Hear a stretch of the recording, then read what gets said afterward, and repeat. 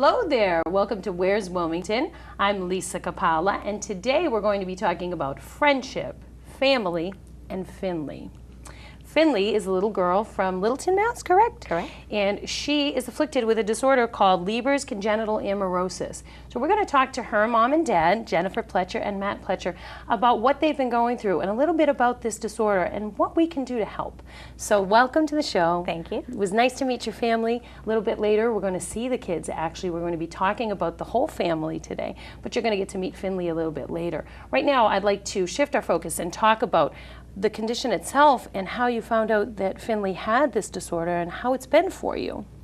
So Jen or Matt? Yeah, Sure. go ahead, sir. All right, so when Finley was about almost 2 years old, we noticed that because she is our youngest of 3 children, that she was just acting a little differently than the other 2. We thought maybe it was just, she was kind of tall for her age. The pediatrician wasn't really worried. But we had recently moved to Connecticut, and one day her brother and herself were taking a nap, and Finley had gotten up earlier than he had. She was standing at the top of the stairs, and I was motioning to her to come down because I didn't want her to wake her brother up, and she couldn't see me. Like, she made no recognition that I was making any motion to her at all. And so, she was how old then? 2. 2, wow. Yeah, so we thought at that point we should probably look into maybe something with her eyesight. Matt and I both wore glasses as children, so we thought, well, maybe something was going on. So, but you remember that moment very clearly. Yeah, I do. How were you feeling at that time? Well, were you scared? We weren't sure. It was just one of those things where a couple little things had been adding up. She was bumping into a lot of things. She was falling pretty often. But, she was also just a little kid. So, but that was like the one thing that I thought, okay. Yeah. But there were other signs too. I mean, the thing is, I also remember very distinctly the one time we took a family vacation. We were with my family, my parents, and brothers and sisters, and they just always commented about how whenever they talked to Finley, she never looked directly at them. Yeah. It was always off center, and that she never seemed to be looking at them, and things like as she started to look at books and things like that, it was always off to the side. And so, we had the strong suspicion that something was off with her vision, that something would likely need to be done. Right. We figured there's something that could be done, something that we just need to figure out what it is, and then they could take care of it. Right. And excellent that you discovered this so early on, because what you're going to find out later in our program is that there's really a time constraint here with what we can do to help Finley. Right. So, okay, you think something's up. Yeah. Now you're going to end up going to a specialist, we did. I'm sure. We went to just a regular eye doctor, and he took one look at her and said, she's really little, and I don't think she's going to sit for an eye appointment. But he had gotten a piece of equipment that took pictures of the back of the eye, and he was very excited. So he said, it'll be completely painless. She won't even know what'll happen, and it'll give us an idea.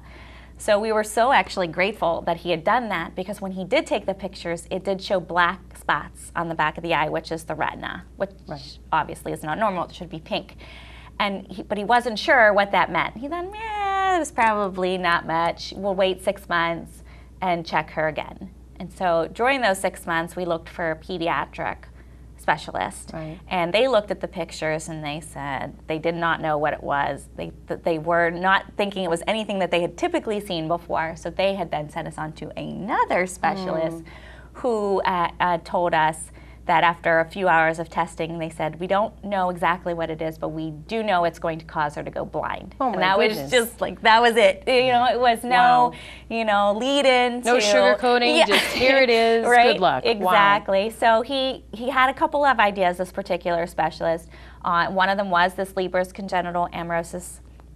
Another one he thought of was called retinitis pigmentosa. So they had this whole list. So Matt and I spent some time looking them all up because we had not heard of any of them before. Sure. And she didn't seem to fit any. So we thought, no, it's not going to be anything like that. And so they sent us on then to yet another specialist at the Children's Hospital of Boston at that point, who saw just children.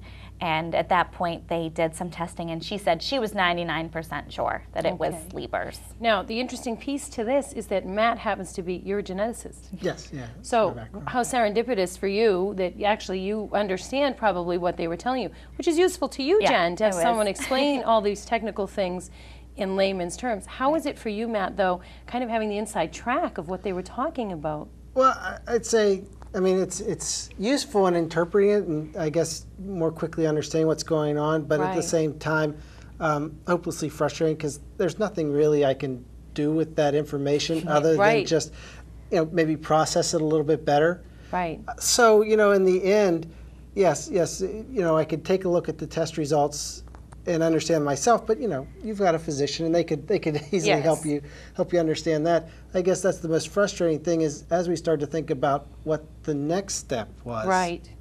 And seeing the lack of anything there, then it becomes a bit more frustrating because, having a background in science and actually sort of working in the area of drug discovery and drug development, that sort of thing, having an idea what to do, but not really being able to do anything about it. Right.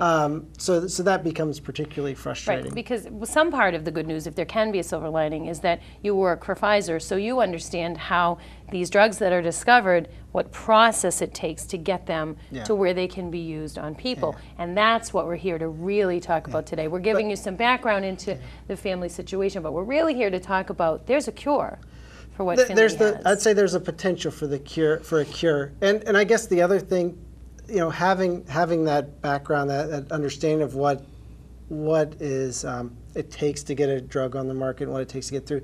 I guess the other thing that quickly became obvious as well to us is that that no one was going to solve this problem for us because the other part of this is that this is an incredibly rare disease. Right. 80 families have someone 85. Just sort of rough back of the envelope type calculations. We estimate that probably 85 other people in the United States have the same genetic form of this disease that Finley has. Wow. And so there isn't a business model. There isn't a way for a company to really there isn't a reason for a company to be interested in this. Right. And that with diseases this rare, it really falls on the families to be able to do something and people who care enough about the children that are affected to put money in to be able to do it. Because the fact of the matter is that, cures and therapies are built on the back of research, which is quite costly. Right. And unless there's something driving that in the end, that you actually develop something that can be sold broadly, there isn't money available to it. Reminds me of Lorenzo's Oil. Right. Very much so. Where you know that it's there and the frustration level, but at least you get to be involved in the process. Yes. That probably gives you something at least to do. It is. Because it's something to do. Yes, because when someone is ill and you can't do anything, at least you've got something to do. Right. So that leads us to your foundation, Finley's Fighters, which is to help Finley, and the 85 other families may benefit as well, depending on what genetic makeup they have for the disorder, correct? Yes. So tell me how Finley's Fighters began, and obviously you started it because you needed to move forward. We did, and it was soon after we got her diagnosis that we felt like we needed to do something. And we actually found another family online whose child has Leber's congenital amaurosis, but a different type. Like a different type from Finley.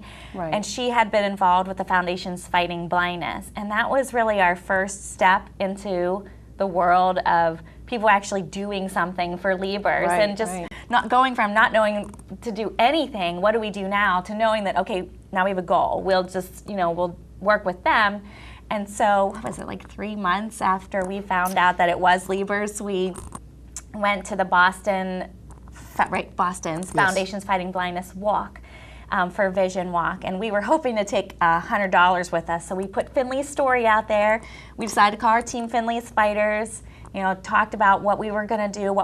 There was nothing we could do for Finley except give money towards research, and we ended up raising $5,000 in 3 weeks. That's amazing. So, it was a really good start into knowing that people were like, just tell us what you want to do. Tell us what you need us to do for you. And we were like, we can give her everything she needs, but we can't give her this. Like, we can't fix this. Right. So, and from what I understand, you have 6 years, 4 years? How long do you have before the situation is so critical for her that teenage years. Yeah. And she's how old now? She's going to be 7 in July. Yeah. So at this point, Finley is considered legally blind, but she still has usable vision. But with each year that goes by, that deteriorates. I mean, just recently she had a visual field test, and it was although we know it's coming, we know it's happening, it's sort of heartbreaking every time you get an update Yes. on it. So the most recent vision field test they did, they told us that she'd completely lost her central vision. So up until this point, she'd been, again, as I mentioned before, she'd look out of the corner of her eyes because most of her vision is peripheral. But Right. she did have a little bit that she could see out of the middle of her eyes. But with this most recent visit, they said that that's gone now. Yeah. Well, And I'd like so- to applaud your courage, both of you. I'm sure you have your good days and bad days, but you have such positive attitude, and I'm sure really that's all you can do is keep that going so she Yep. doesn't sense it, so your other Correct. children don't sense that. Right. Before we go to our break, let's talk about what folks out there watching today can do to help if they want to get involved. We will talk about that more in the second half, but if folks are just tuning in for this first half, I'd really like to get that out there. So I know you have a road race coming up. do. What else can we do? Really, it is about that kind of support. I mean, we're really in fundraising. As you say, we'll get into it, but we do think we have a path to a cure. Correct. That in the form of the foundation that we're in right now, we're directly funding the researchers to develop a gene therapy for this. And we think we're on the path to actually having something that can be used in people in a couple of years' time. And so It's just expensive. It's just expensive. I mean, so we're at the point where we need to do safety testing and all sorts of different models, and then once you get past that, clinical trials in people. Right. Are But a lot something of money. exists. Right. That's Yes, the thing. that's the thing. It's got to be the good news and the bad news for Right. you at the same is. time. Something exists. So, if you're watching and you feel like, gee, there's so many things out there we can't do anything about. Right. This is something we actually can all have a part in. And wouldn't that be amazing to be Yes. part of something like Yeah. that? Now, the clinical trial piece, once you get the funding, then you have to go through that. How long is that going to take, do you think? It's different levels. I mean, a lot of it depends also just on the funding and how. I mean, the speed at which things move are equal to the money that you have available to make Okay. it move, and that's the big issue with us, because it is a matter of how many people can you fund to actually receive the drug. Right. How many people can you actually get transported to the clinical site? All those sorts of mechanics of being able to pay for this. All the safety studies that lead up to that, each of those require. Okay. a So lot if of we support, do so- want to get involved directly, we can go to Finley's site, which we're Correct. going to put up on the screen. And the trail race is going to be in Chelmsford on June That's correct. 15th. Yes. So we can get involved with that. Yes, We're going to come absolutely. back and talk a little bit more about your actual personal struggle and maybe a little bit more about the genetic piece too. Okay. But I'd like to talk about how you have two other children and Yeah. how they're important as well. And sometimes I'm sure with these situations, they can get lost in the shuffle. Correct. So we're going to broaden our base a little bit and Okay. maybe give some tips to parents out there who might be struggling with the same thing. You're going to see some footage in a moment that I shot earlier with Finley, Canaan, and Arlington. You'll get to see who they are and meet them a little bit. And then when we come back, we'll talk some more with Jen and Matt Pletcher, who are dealing with their daughter's condition called Leber's congenital amaurosis. Stay right there. We'll be back with more.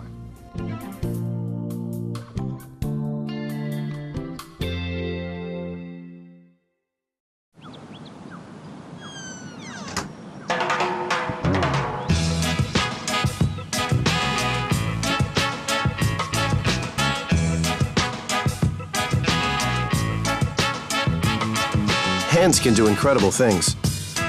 Now they can even help save a life with hands-only CPR. If you see an adult suddenly collapse, just call 911, then push hard and fast in the center of the chest until help arrives. Learn more at handsonlycpr.org. Hey everyone, I just thought you might like to meet the fabulous children that we've been talking about. We've been talking with Matt and Jen in the studio, but now I wanted you to meet the children. So we have Finley. Finley, wave to all your friends out there. She's sitting right there on the end. Next to her is Canaan, and then we have Matt and Jen, who you already know from the other segment, and this is Arlington. So hey everybody, say hello to all your friends out there. Such a quiet group. So thank you for coming to visit us today. Finley, can you tell us what you did today that was fun that you might want to share with the people out there? Did you go to school today? And what did you do there? Nothing? Didn't do anything at school today, Finn? Actually, I saw something I thought was really neat. Don't you have a pink bike? I think you do, and it has 3 wheels, right? Was that specially made just for you? It's beautiful. If you want to see the pictures of Finley riding her bike, we can catch that on Mom's website, right? The blog, Mixed Nuts, it's there. And Kanan, what about you? How old are you? You're 6. Well, welcome to Television Land. I know you've been on TV before, right? Now, what did you do in school today? Today we were painting. You did? But today we didn't go to music because the music teacher wasn't here, so we just went home. Oh, my goodness. Well, It was a short day. yes, Because we didn't have music. right. But you got to paint instead. Excellent. And what about you, Arlington Big Sister? We had this meeting for the whole school, where kids get to act and like sing songs. Nice. So you're all going to be stars after this. It's a kids run show basically. Excellent. Excellent. Well, everybody, this is the family, the Pletcher family, and we're glad that they could come by and visit with us today. We're going to go back into the studio with Jen and Matt so that we can talk a little bit more about how we can help Finley get through what she's going through. Thank you all for being so great. We'll see you soon. Say bye, everybody. Bye. Welcome back to Where's Wilmington. The family that you just saw, you've got Matt and Jen here now. Those are their 3 children, Kanan, Arlington, and Finley. And we're actually talking about Finley mostly today, but the other kids too, and Finley's condition, which we're trying to see if we can correct for her. That's Leber's congenital amaurosis. If people want more information about that particular disorder, where do they look for that? I know you've got a lot on your site too. We do. And rdh12.org, which is our website for our actual foundation, can lead them into, what is Leber's congenital amaurosis, about the different researchers and the different types, and just gives them an idea of the disease in general. And also there is one type of Leber's that has been cured. And so they can hear about that and watch the little video of the boy who was cured before and after and just see the amazing results that we're hoping for Finley. Excellent. Yeah. Because really there were 2 key things that happened for us at the exact same time that really set us on the path that we're on now.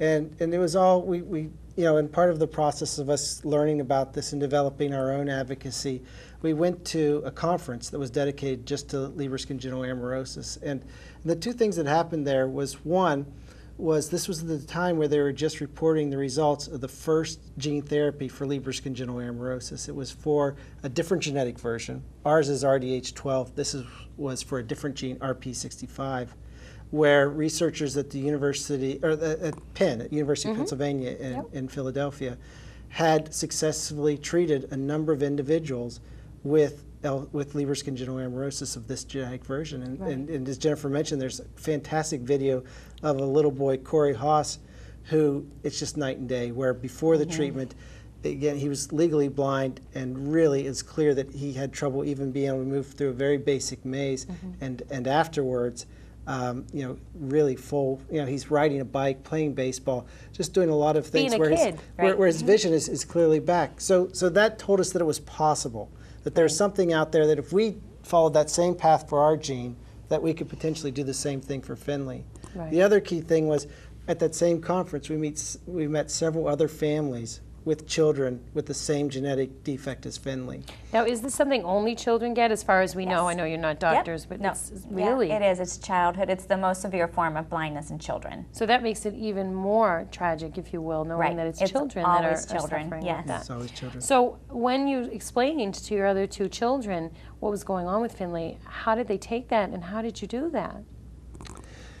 It was very Kanan natural. was little, because they were also little. Kanan is the same age as Finley, so he didn't really understand. And even with Arlington, we just kind of, they don't know a lot, what is going on. They understand that we're raising money, that Finley does have trouble seeing. Right. But, it's still their sister, so she still gets on their nerves, and she still is responsible for following the rules and things like that. So they don't view it as, unless we're having a fundraiser, that there's anything different about her.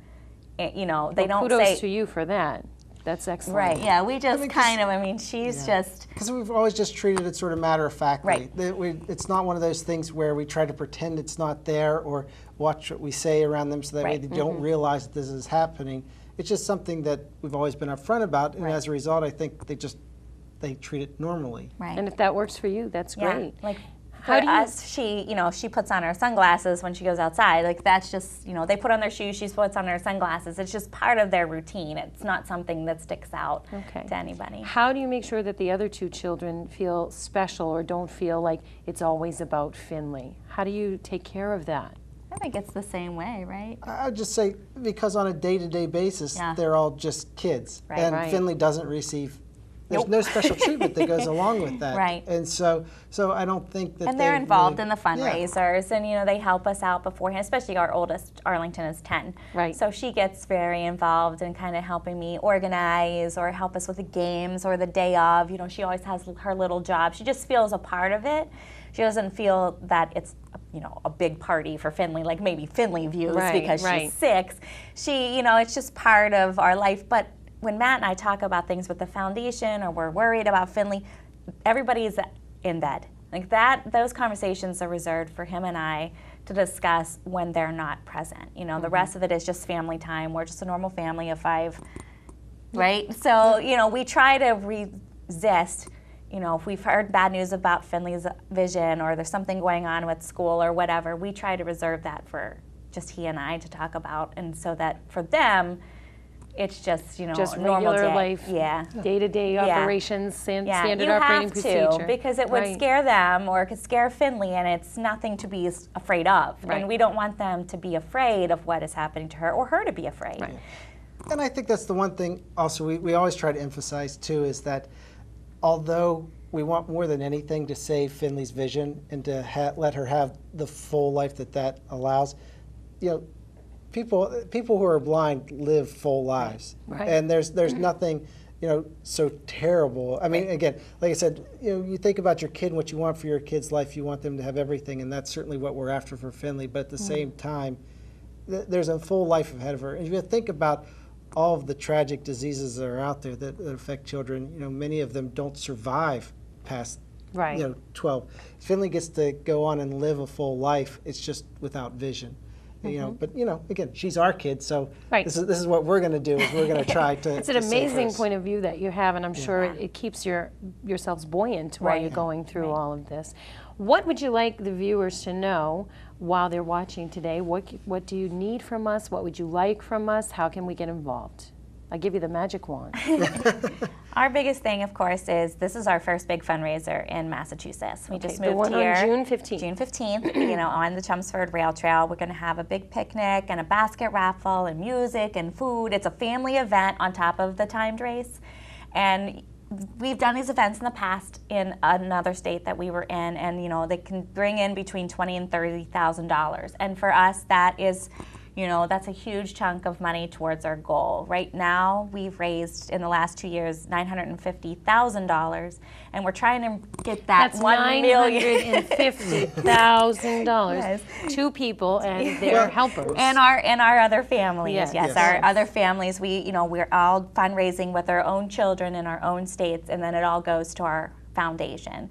Right. And all of that money is not only tax deductible, but it is also we work for free. Like we're a volunteer group, so every cent goes to the research. Right. And so, our fundraising goal by the end of 2014 is to be able to give $1 million to clinical trials. Excellent. So, the more we can push, the more we can fund for Finley, that the faster we're going to get to that cure for all those kids. She's had support from other agencies as well. She has. She has a Braille teacher who helps her, right? Has. And you've had some support from agencies for the blind that have been helpful with that. So Perkins, you're not in this alone, which is great. Definitely not. We have a lot of support and a lot of people to ask questions off, bounce things off. No, and we're in a great part of the country. All right. I would have to agree. for this course situation. For medicine, you can't beat. For medicine, and as Jennifer mentioned, the Perkins School for the Blind, which is right here in Boston.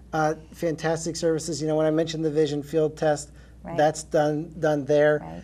And there aren't that many people that can do that type of analysis, and yet we have those people just down the road from us. So Excellent. We're fortunate in so many ways. Yes, and you've done some pretty creative things. Maria Davis turned us on to each other. You do a bunco night as a fundraiser, which is a dice game. You've done bake sales. I mean, you pretty much will do anything to get that money in. Put Braille on T-shirts. Yes, we do Braille T-shirts. Nice. We have done it all. We have done it all. So Excellent. we will do anything to get to that end result. And Excellent. our thing is just funding, however people can help. All right, well, we're going to put the website on the screen for folks. June 15th is the big push. Yes. And you can get involved by checking out the website or attending the event. Absolutely. We're going to see if we can get Finley to come in. So I'll ask one of the crew to just see if maybe Finley would like to come in. Okay.